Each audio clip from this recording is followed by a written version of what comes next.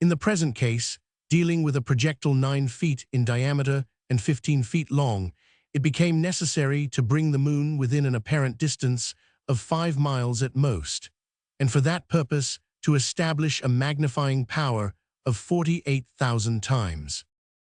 Such was the question proposed to the Observatory of Cambridge. There was no lack of funds. The difficulty was purely one of construction. After considerable discussion as to the best form and principle of the proposed instrument, the work was finally commenced. According to the calculations of the Observatory of Cambridge, the tube of the new reflector would require to be 280 feet in length, and the object glass 16 feet in diameter. Colossal as these dimensions may appear, they were diminutive in comparison with the 10,000-foot telescope proposed by the astronomer Hooke only a few years ago. Regarding the choice of locality, that matter was promptly determined. The object was to select some lofty mountain, and there are not many of these in the United States. In fact, there are but 2 chains of moderate elevation, between which runs the magnificent Mississippi, the king of rivers, as these Republican Yankees delight to call it. Eastwards rise the Appalachians, the very highest point of which, in New Hampshire, does not exceed the very moderate altitude of 5,600 feet. On the west, however, rise the Rocky Mountains, that immense range which, commencing at the Straits of Magellan, follows the western coast of Southern America under the name of the Andes or the Cordilleras, until it crosses the Isthmus of Panama and runs up the whole of North America to the very borders of the Polar Sea. The highest elevation of this range still does not exceed 700 feet. With this elevation, nevertheless, the Gun Club were compelled to be content, inasmuch as they had determined that both Telescope and Columbiad should be erected within the limits of the Union. All the necessary apparatus was consequently sent on to the summit of Long's Peak in the territory of Missouri. Neither pen nor language can describe the difficulties of all kinds which the American engineers had to surmount, of the prodigies of daring and skill which they accomplished. They had to raise enormous stones, massive pieces of wrought iron, heavy corner clamps, and huge portions of cylinder, with an object glass weighing nearly 30,000 pounds, above the line of perpetual snow for more than 10,000 feet in height, after crossing desert prairies, impenetrable forests, fearful rapids, far from all centers of population, and in the midst of savage regions in which every detail of life becomes an almost insoluble problem. And yet, notwithstanding these innumerable obstacles, American genius triumphed. In less than a year after the commencement of the works, toward the close of September, the gigantic reflector rose into the air to a height of 280 feet. It was raised by means of an enormous iron crane. An ingenious mechanism allowed it to be easily worked toward all the points of the heavens, and to follow the stars from the one horizon to the other during their journey through the heavens. It had cost $400,000. The first time it was directed toward the moon, the observers evinced both curiosity and anxiety. What were they about to discover in the field of this telescope, which magnified objects 48,000 times? Would they perceive peoples, herds of lunar animals, towns, lakes, seas? No, there was nothing which science had not already discovered, and on all the points of its disk, the volcanic nature of the moon became determinable with the utmost precision. But the telescope of the Rocky Mountains, before doing its duty to the Gun Club, rendered immense services to astronomy. Thanks to its penetrative power, the depths of the heavens were sounded to the utmost extent, the apparent diameter of a great number of stars was accurately measured, and Mr. Clark, of the Cambridge staff, resolved the Crab Nebula in Taurus, which the reflector of Lord Rosse had never been able to decompose. Chapter 25. Final details. It was the 22nd of November. The departure was to take place in 10 days. One operation alone remained to be accomplished to bring all to a happy termination, an operation delicate and perilous, requiring infinite precautions, and against the success of which Captain Nicholl had laid his third bet. It was, in fact, nothing less than the loading of the Columbiad and the introduction into it of 400,000 pounds of gun cotton. Nicholl had thought, not perhaps without reason, that the handling of such formidable quantities of pyroxyle would, in all probability, involve a grave catastrophe, and at any rate, that this immense mass of eminently inflammable matter would inevitably ignite when submitted to the pressure of the projectile. There were indeed dangers accruing as before from the carelessness of the Americans, but Barbicane had set his heart on success and took all possible precautions. In the first place, he was very careful as to the transportation of the gun cotton to Stones Hill. He had it conveyed in small quantities, carefully packed in sealed cases. These were brought by rail from Tampa town to the camp, and from thence were taken to the Columbiad by barefooted workmen, who deposited them in their places by means of cranes placed at the orifice of the cannon. No steam engine was permitted to work, and every fire was extinguished within 2 miles of the works. Even in November, they feared to work by day, lest the sun's rays acting on the gun cotton might lead to unhappy results. This led to their working at night, by light produced in a vacuum by means of Ruhmkorff's apparatus, which threw an artificial brightness into the depths of the Columbiad. There the cartridges were arranged with the utmost regularity, connected by a metallic thread, destined to communicate to them all simultaneously the electric spark, by which means this mass of gun cotton was eventually to be ignited. By the 28th of November, 800 cartridges had been placed in the bottom of the Columbiad. So far the operation had been successful, but what confusion, what anxieties, what struggles were undergone by President Barbicane. In vain had he refused admission to Stones Hill. Every day the inquisitive neighbors scaled the palisades, some even carrying their imprudence to the point of smoking while surrounded by bales of gun cotton. Barbicane was in a perpetual state of alarm. J.T. Maston seconded him to the best of his ability by giving vigorous chase to the intruders and carefully picking up the still-lighted cigar ends which the Yankees threw about. A somewhat difficult task, seeing that more than 300,000 persons were gathered round the enclosure. Mitchell Arden had volunteered to superintend the transport of the cartridges to the mouth of the Columbiad, but the president, having surprised him with an enormous cigar in his mouth, while he was hunting out the rash spectators to whom he himself offered so dangerous an example, saw that he could not trust this fearless smoker, and was therefore obliged to mount a special guard over him. At last, Providence being propitious, this wonderful loading came to a happy termination, Captain Nishal's third bet being thus lost. It remained now to introduce the projectile into the Columbiad, and to place it on its soft bed of gun cotton.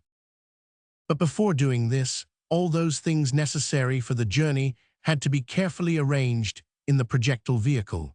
These necessaries were numerous, and had Arden been allowed to follow his own wishes, there would have been no space remaining for the travelers. It is impossible to conceive of half the things this charming Frenchman wished to convey to the moon. A veritable stock of useless trifles, but Barbicane interfered and refused admission to anything not absolutely needed. Several thermometers, barometers, and telescopes were packed in the instrument case. The travelers, being desirous of examining the moon carefully during their voyage, in order to facilitate their studies, they took with them Boa and Moller's excellent Mappa Selenographica, a masterpiece of patience and observation, which they hoped would enable them to identify those physical features in the moon with which they were acquainted. This map reproduced with scrupulous fidelity the smallest details of the lunar surface which faces the Earth. The mountains, valleys, craters, peaks, and ridges were all represented, with their exact dimensions, relative positions, and names, from the mountains Doerfel and Leibnitz on the eastern side of the disk to the Mare Frigoris of the North Pole. They took also 3 rifles and 3 fowling pieces, and a large quantity of balls, shot, and powder. "We cannot tell whom we shall have to deal with," said Mitchell Arden. "Men or beasts may possibly object to our visit. It is only wise to take all precautions." These defensive weapons were accompanied by pickaxes, crowbars, saws, and other useful implements, not to mention clothing adapted to every temperature, from that of polar regions to that of the torrid zone. Arden wished to convey a number of animals of different sorts, not indeed a pair of every known species, as he could not see the necessity of acclimatizing serpents, tigers, alligators, or any other noxious beasts in the moon. Nevertheless, he said to Barbicane, some valuable and useful beasts, bullocks, cows, horses, and donkeys would bear the journey very well and would also be very useful to us. I dare say, my dear Arden, replied the President, but our projectile vehicle is no Noah's Ark, from which it differs both in dimensions and object. Let us confine ourselves to possibilities. After a prolonged discussion, it was agreed that the travelers should restrict themselves to a sporting dog belonging to Nishal and to a large Newfoundland. Several packets of seeds were also included among the necessaries. Mitchell Arden, indeed, was anxious to add some sacks full of earth to sow them in. As it was, he took a dozen shrubs carefully wrapped up in straw to plant in the moon. The important question of provisions still remained, it being necessary to provide against the possibility of their finding the moon absolutely barren. Barbicane managed so successfully that he supplied them with sufficient rations for a year.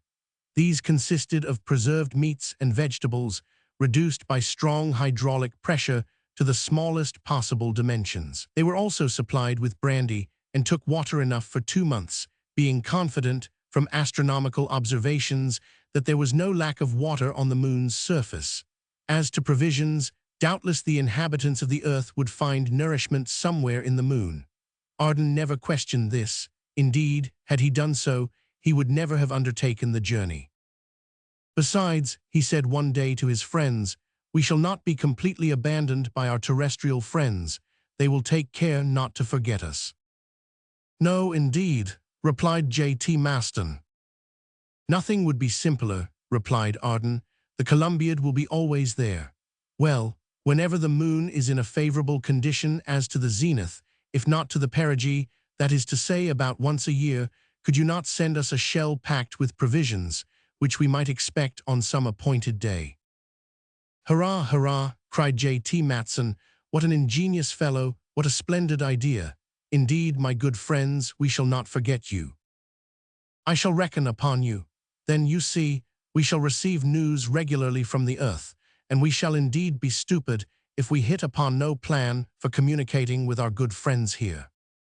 These words inspired such confidence that Mitchell Arden carried all the gun club with him in his enthusiasm. What he said seemed so simple and so easy, so sure of success, that none could be so sordidly attached to this earth as to hesitate to follow the 3 travelers on their lunar expedition. All being ready at last, it remained to place the projectile in the Columbiad, an operation abundantly accompanied by dangers and difficulties. The enormous shell was conveyed to the summit of Stones Hill. There, powerful cranes raised it and held it suspended over the mouth of the cylinder. It was a fearful moment. What if the chains should break under its enormous weight? The sudden fall of such a body would inevitably cause the gun cotton to explode. Fortunately, this did not happen, and some hours later, the projectile vehicle descended gently into the heart of the cannon and rested on its couch of pyroxyle, a veritable bed of explosive eiderdown.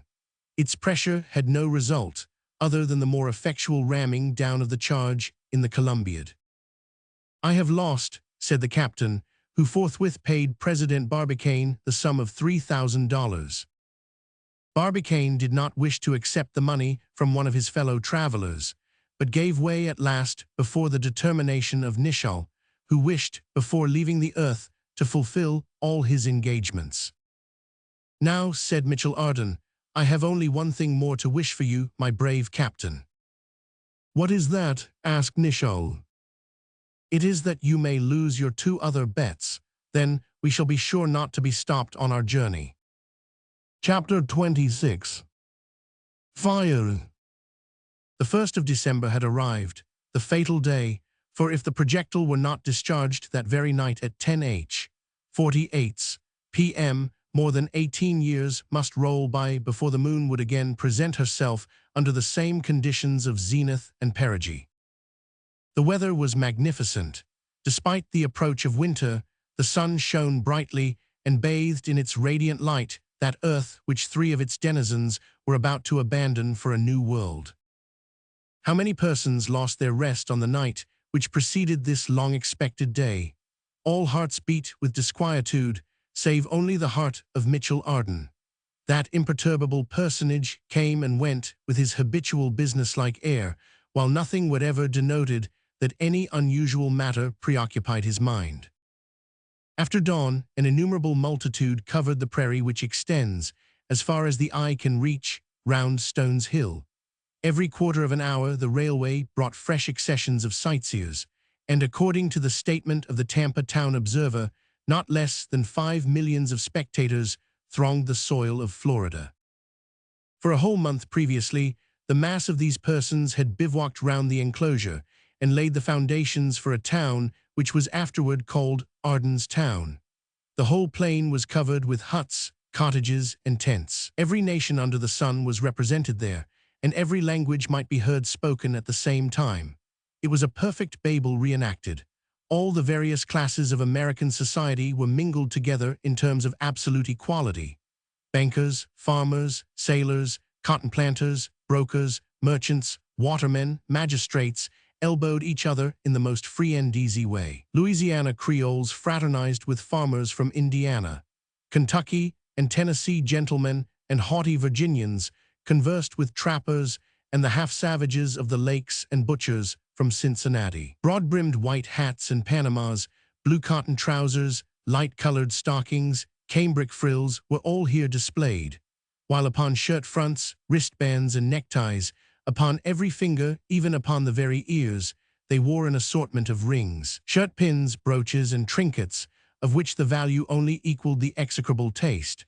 Women, children, and servants, in equally expensive dress, surrounded their husbands, fathers, or masters, who resembled the patriarchs of tribes in the midst of their immense households.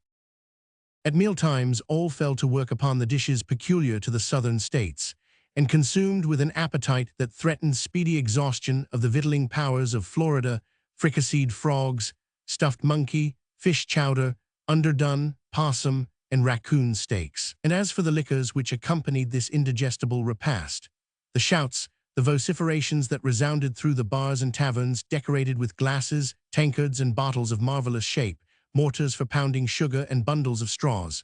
Mint julep, roars one of the barmen. Claret sangaree, shouts another. Cocktail, brandy smash, real mint julep in the new style. All these cries intermingled produced a bewildering and deafening hubbub. But on this day, 1st of December, such sounds were rare. No one thought of eating or drinking, and at 4 p.m. there were vast numbers of spectators who had not even taken their customary lunch. And a still more significant fact, even the national passion for play seemed quelled for the time under the general excitement of the hour. Up till nightfall, a dull, noiseless agitation, such as precedes great catastrophes, ran through the anxious multitude. An indescribable uneasiness pervaded all minds, an indefinable sensation which oppressed the heart. Everyone wished it was over. However, about 7 o'clock, the heavy silence was dissipated. The moon rose above the horizon. Millions of hurrahs hailed her appearance. She was punctual to the rendezvous, and shouts of welcome greeted her on all sides as her pale beams shone gracefully in the clear heavens. At this moment, the 3 intrepid travelers appeared. This was the signal for renewed cries of still greater intensity. Instantly, the vast assemblage, as with one accord, struck up the national hymn of the United States, and Yankee Doodle, sung by 5 million of hearty throats, rose like a roaring tempest to the farthest limits of the atmosphere. Then a profound silence reigned throughout the crowd. The Frenchman and the 2 Americans had by this time entered the enclosure reserved in the center of the multitude.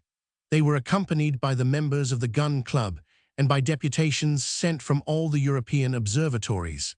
Barbicane, cool and collected, was giving his final directions. Nicholl, with compressed lips, his arms crossed behind his back, walked with a firm and measured step. Mitchell Arden, always easy, dressed in thorough traveler's costume, leathern gaiters on his legs, pouch by his side in loose velvet suit, cigar in mouth, was full of inexhaustible gaiety, laughing, joking, playing pranks with J.T. Maston. In one word, he was the thorough Frenchman and worse, a Parisian to the last moment. 10 o'clock struck. The moment had arrived for taking their places in the projectile, the necessary operations for the descent, and the subsequent removal of the cranes and scaffolding that inclined over the mouth of the Columbiad required a certain period of time. Barbicane had regulated his chronometer to the 10th part of a second by that of Murchison the engineer, who was charged with the duty of firing the gun by means of an electric spark. Thus the travelers enclosed within the projectile were enabled to follow with their eyes the impassive needle which marked the precise moment of their departure. The moment had arrived for saying goodbye. The scene was a touching one. Despite his feverish gaiety, even Mitchell Arden was touched. J.T. Maston had found in his own dry eyes one ancient tear, which he had doubtless reserved for the occasion. He dropped it on the forehead of his dear president. "Can I not go?" he said. "There is still time." "Impossible, old fellow," replied Barbicane. A few moments later, the three fellow travelers had ensconced themselves in the projectile and screwed down the plate which covered the entrance aperture. The mouth of the Columbiad, now completely disencumbered, was open entirely to the sky. The moon advanced upward in a heaven of the purest clearness, outshining in her passage the twinkling light of the stars. She passed over the constellation of the Twins and was now nearing the halfway point between the horizon and the zenith.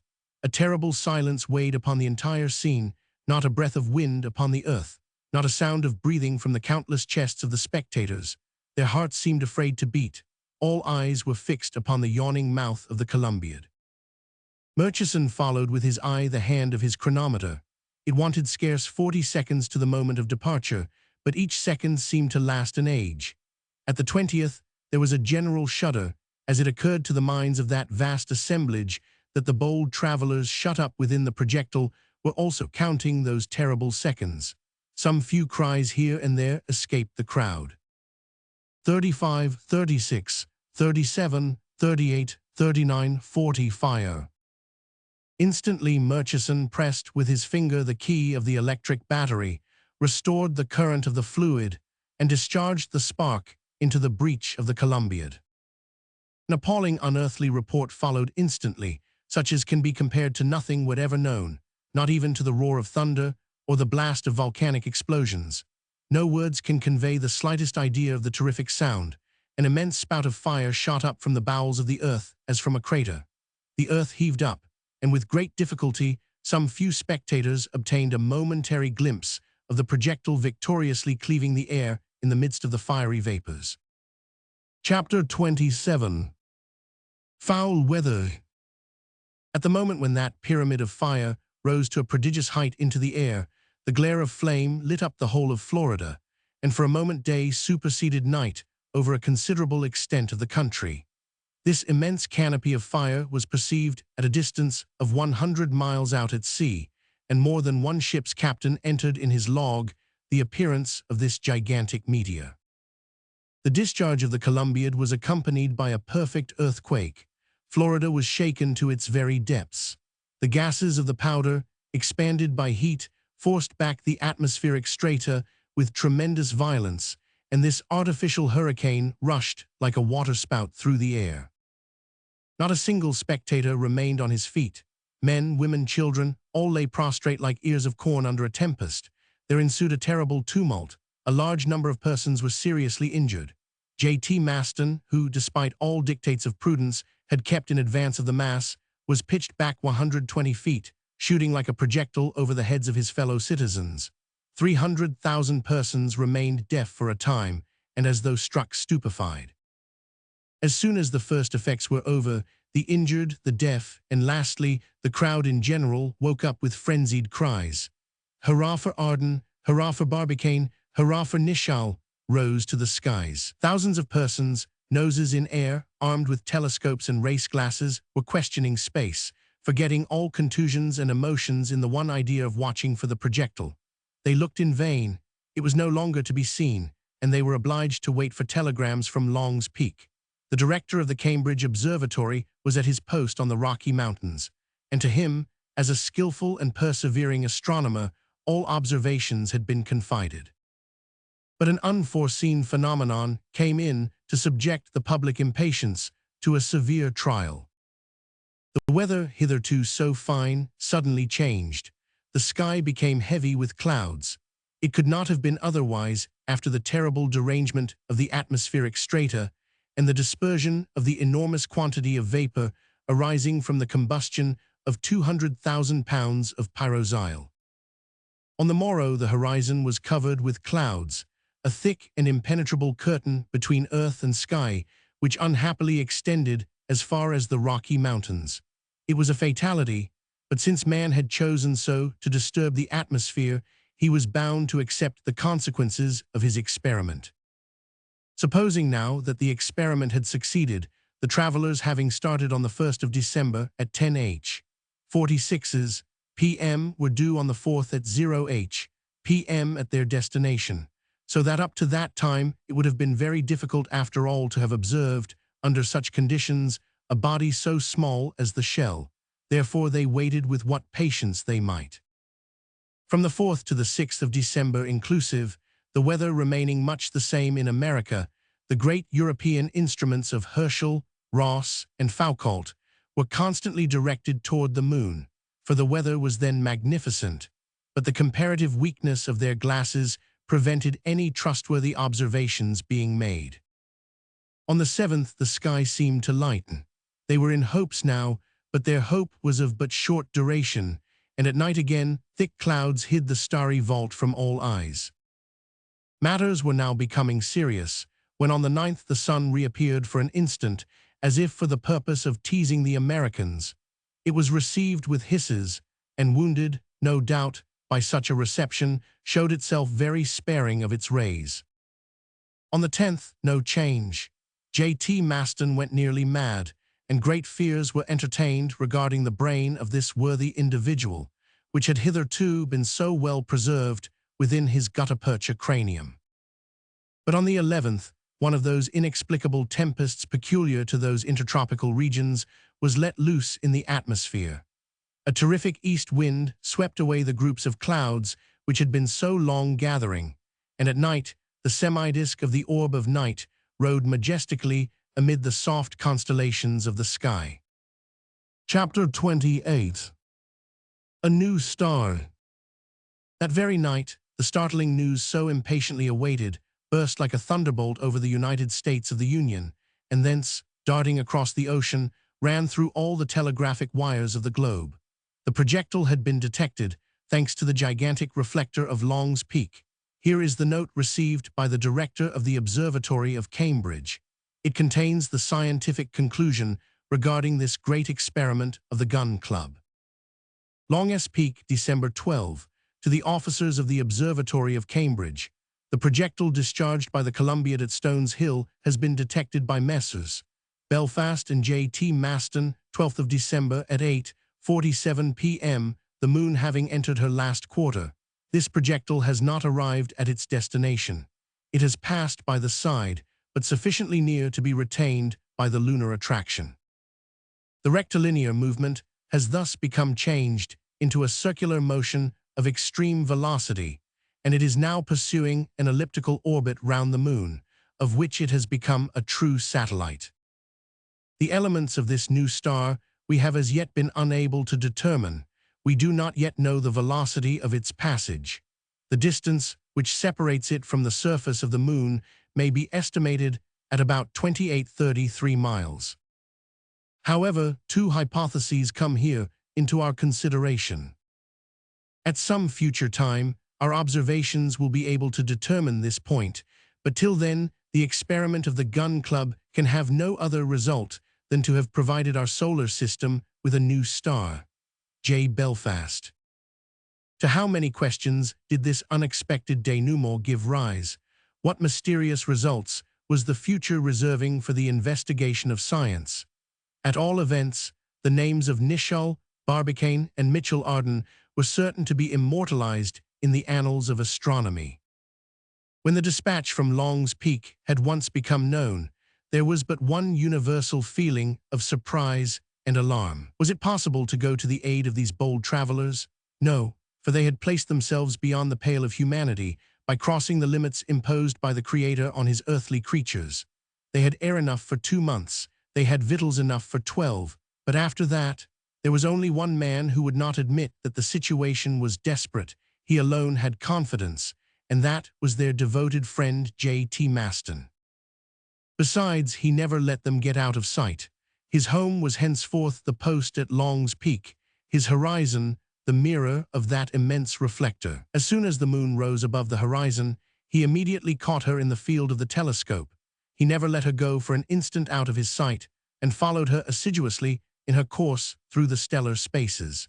He watched with untiring patience the passage of the projectile across her silvery disk, and really the worthy man remained in perpetual communication with his three friends, whom he did not despair of seeing again some day. "Those three men," said he, "have carried into space all the resources of art, science, and industry. With that one can do anything, and you will see that some day they will come out all right." Round the Moons. A sequel to From the Earth to the Moon. Preliminary chapter. The first part of this work, and serving as a preface to the second. During the year 186, the whole world was greatly excited by a scientific experiment unprecedented in the annals of science. The members of the Gun Club, a circle of artillerymen formed at Baltimore after the American War, conceived the idea of putting themselves in communication with the moon. Yes, with the moon, by sending to her a projectile. Their president, Barbicane, the promoter of the enterprise, having consulted the astronomers of the Cambridge Observatory upon the subject, took all necessary means to ensure the success of this extraordinary enterprise, which had been declared practicable by the majority of competent judges.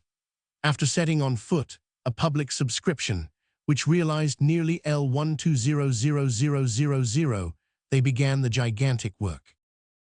According to the advice forwarded from the members of the observatory, the gun destined to launch the projectile had to be fixed in a country situated between the 0th degrees of north or south latitude, in order to aim at the moon when at the zenith, and its initiatory velocity was fixed at 12,000 yards to the second. Launched on the 1st of December at 10 HRS 46 p.m., it ought to reach the moon 4 days after its departure, that is on the 5th of December, at midnight precisely, at the moment of her attaining her perigee, that is her nearest distance from the Earth, which is exactly 86,410 leagues, French, or 238,833 miles mean distance, English. The principal members of the Gun Club, President Barbicane, Major Elphinstone, the Secretary Joseph T. Maston, and other learned men, held several meetings, at which the shape and composition of the projectile were discussed, also the position and nature of the gun, and the quality and quantity of powder to be used. It was decided, first, that the projectile should be a shell made of aluminum with a diameter of 108 inches and a thickness of 12 inches to its walls, and should weigh 19,250 pounds. Second, that the gun should be a columbiad cast in iron, 900 feet long, and run perpendicularly into the earth. Third, that the charge should contain 400,000 pounds of gun cotton, which, giving out 6 billions of liters of gas in rear of the projectile, would easily carry it toward the orb of night. These questions determined President Barbicane, assisted by Murchison the engineer, to choose a spot situated in Florida in 27 degrees 7 north latitude and degrees 3 west Greenwich longitude. It was on this spot, after stupendous labor, that the columbiad was cast with full success. Things stood thus, when an incident took place which increased the interest attached to this great enterprise 100-fold. A Frenchman, an enthusiastic Parisian, as witty as he was bold, asked to be enclosed in the projectile, in order that he might reach the moon and reconnoiter this terrestrial satellite.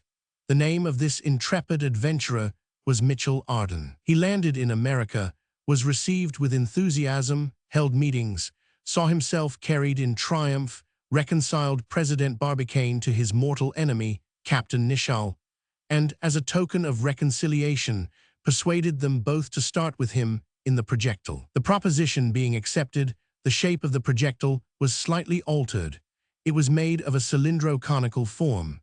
This species of aerial car was lined with strong springs and partitions to deaden the shock of departure. It was provided with food for a year, water for some months, and gas for some days. A self-acting apparatus supplied the three travelers with air to breathe. At the same time, on one of the highest points of the Rocky Mountains, the Gun Club had a gigantic telescope erected in order that they might be able to follow the course of the projectile through space. All was then ready. On the 30th of November, at the hour fixed upon, from the midst of an extraordinary crowd of spectators, the departure took place, and for the first time, three human beings quitted the terrestrial globe and launched into interplanetary space with almost a certainty of reaching their destination. These bold travelers, Mitchell Arden, President Barbicane, and Captain Nicholl, ought to make the passage in 97 hours, 13 minutes, and 20 seconds. Consequently, their arrival on the lunar disk could not take place until the 5th of December at 12 at night, at the exact moment when the moon should be full, and not on the 4th, as some badly informed journalists had announced. But an unforeseen circumstance, viz., the detonation produced by the Columbiad, had the immediate effect of troubling the terrestrial atmosphere by accumulating a large quantity of vapor, a phenomenon which excited universal indignation, for the moon was hidden from the eyes of the watchers for several nights. The worthy Joseph T. Maston, the staunchest friend of the three travelers, started for the Rocky Mountains, accompanied by the Hun. J. Belfast, director of the Cambridge Observatory, and reached the station of Long's Peak, where the telescope was erected which brought the moon within an apparent distance of 2 leagues. The Honorable Secretary of the Gun Club wished himself to observe the vehicle of his daring friends. The accumulation of the clouds in the atmosphere prevented all observation on the 5th, 6th, 7th, 8th, 9th, and of December. Indeed, it was thought that all observations would have to be put off to the 3d of January in the following year, for the moon entering its last quarter on the 11th would then only present an ever-decreasing portion of her disk, insufficient to allow of their following the course of the projectile. At length, to the general satisfaction, a heavy storm cleared the atmosphere on the night of the 11th of December, and the moon, with half-illuminated disk, was plainly to be seen upon the black sky. That very night a telegram was sent from the station of Long's Peak by Joseph T. Maston and Belfast to the gentlemen of the Cambridge Observatory, announcing that, on the 11th of December at 8h47 p.m., the projectile launched by the Columbiad of Stones Hill had been detected by Messrs. Belfast and Maston, that it had deviated from its course from some unknown cause and had not reached its destination, but that it had passed near enough to be retained by the lunar attraction, that its rectilinear movement had been changed to a circular one, and that following an elliptical orbit round the star of night it had become its satellite. The telegram added that the elements of this new star had not yet been calculated, and indeed 3 observations made upon a star in 3 different positions are necessary to determine these elements. Then it showed that the distance separating the projectile from the lunar surface might be reckoned at about 2833 miles. It ended with the double hypothesis. Either the attraction of the moon would draw it to herself, and the travelers thus attain their end, or that the projectile, held in one immutable orbit, would gravitate around the lunar disk to all eternity. With such alternatives, what would be the fate of the travelers? Certainly they had food for some time, but supposing they did succeed in their rash enterprise, how would they return? Could they ever return? Should they hear from them? These questions, debated by the most learned pens of the day, strongly engrossed the public attention. It is advisable here to make a remark which ought to be well considered by hasty observers. When a purely speculative discovery is announced to the public, it cannot be done with too much prudence. No one is obliged to discover either a planet, a comet, or a satellite, and whoever makes a mistake in such a case exposes himself justly to the derision of the mass. Far better is it to wait, and that is what the impatient Joseph T. Maston should have done before sending this telegram forth to the world, which, according to his idea, told the whole result of the enterprise. Indeed, this telegram contained 2 sorts of errors, as was proved eventually. First, errors of observation, concerning the distance of the projectile from the surface of the moon, for on the 11th of December it was impossible to see it, and what Joseph T. Maston had seen, or thought he saw, could not have been the projectile of the Columbiad. Second, errors of theory on the fate in store for the said projectile, for in making it a satellite of the moon, it was putting it in direct contradiction of all mechanical laws.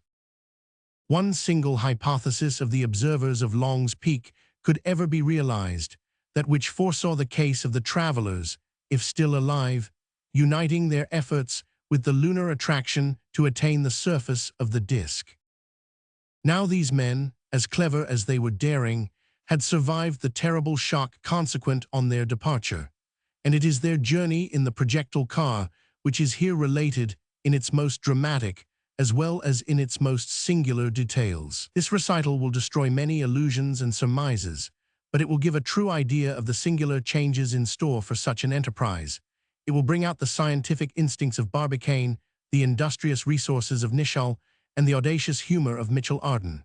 Besides this, it will prove that their worthy friend, Joseph T. Maston, was wasting his time. While leaning over the gigantic telescope, he watched the course of the moon through the starry space. Chapter 1. 20 minutes past 10 to 47 minutes past 10 p.m. As 10 o'clock struck, Mitchell Arden, Barbicane, and Nicholl took leave of the numerous friends they were leaving on the Earth. The two dogs, destined to propagate the canine race on the lunar continents, were already shut up in the projectile. The three travelers approached the orifice of the enormous cast-iron tube, and a crane let them down to the conical top of the projectile. There, an opening made for the purpose gave them access to the aluminum car. The tackle belonging to the crane being hauled from outside, the mouth of the Columbiad was instantly disencumbered of its last supports. Nicholl, once introduced with his companions inside the projectile, began to close the opening by means of a strong plate held in position by powerful screws. Other plates, closely fitted, covered the lenticular glasses, and the travelers, hermetically enclosed in their metal prison, were plunged in profound darkness. "And now, my dear companions," said Mitchell Arden, "let us make ourselves at home. I am a domesticated man and strong in housekeeping. We are bound to make the best of our new lodgings and make ourselves comfortable. And first let us try and see a little. Gas was not invented for moles."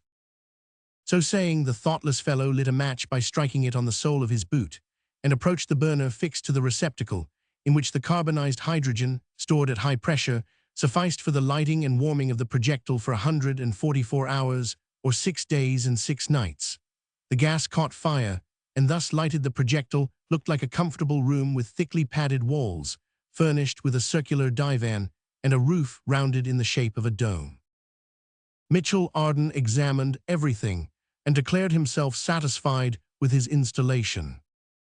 "It is a prison," said he, "but a traveling prison, and with the right of putting my nose to the window, I could well stand a lease of 100 years.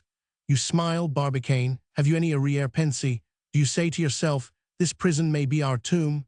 Tomb, perhaps. Still, I would not change it for Mahomet's, which floats in space but never advances an inch." While Mitchell Arden was speaking, Barbicane and Nicholl were making their last preparations. Nicholl's chronometer marked 20 minutes past 10 p.m. when the three travelers were finally enclosed in their projectile. This chronometer was set within the 10th of a second by that of Murchison, the engineer. Barbicane consulted it. "My friends," said he, "it is 20 minutes past 10. At 47 minutes past 10 Murchison will launch the electric spark on the wire which communicates with the charge of the Columbiad. At that precise moment, we shall leave our spheroid. Thus we still have 27 minutes to remain on the Earth." 26 minutes 13 seconds, replied the methodical Nicholl. "Well," exclaimed Mitchell Arden in a good-humored tone, "much may be done in 26 minutes. The gravest questions of morals and politics may be discussed, and even solved. 26 minutes well employed are worth more than 26 years in which nothing is done. Some seconds of a Pascal or a Newton are more precious than the whole existence of a crowd of raw simpletons." "And you conclude, then, you everlasting talker?" asked Barbicane. "I conclude that we have 26 minutes left," replied Arden. 24 only," said Nicholl. "Well, 24, if you like, my noble captain," said Arden. 24 minutes in which to investigate. Mitchell, said Barbicane, during the passage we shall have plenty of time to investigate the most difficult questions. For the present, we must occupy ourselves with our departure. Are we not ready? Doubtless, but there are still some precautions to be taken to deaden as much as possible the first shock. Have we not the water cushions placed between the partition breaks, whose elasticity will sufficiently protect us? I hope so, Mitchell, replied Barbicane gently, but I am not sure. Ah, the joker, exclaimed Mitchell Arden. He hopes, he is not sure, and he waits for the moment when we are encased to make this deplorable admission. I beg to be allowed to get out. And how? Asked Barbicane. Humph, said Mitchell Arden, it is not easy. We are in the train, and the guard's whistle will sound before 24 minutes are over. 20, said Nishal. For some moments, the three travelers looked at each other. Then they began to examine the objects imprisoned with them. Everything is in its place, said Barbicane. We have now to decide how we can best place ourselves to resist the shock. Position cannot be an indifferent matter, and we must, as much as possible, prevent the rush of blood to the head. Just so, said Nishal.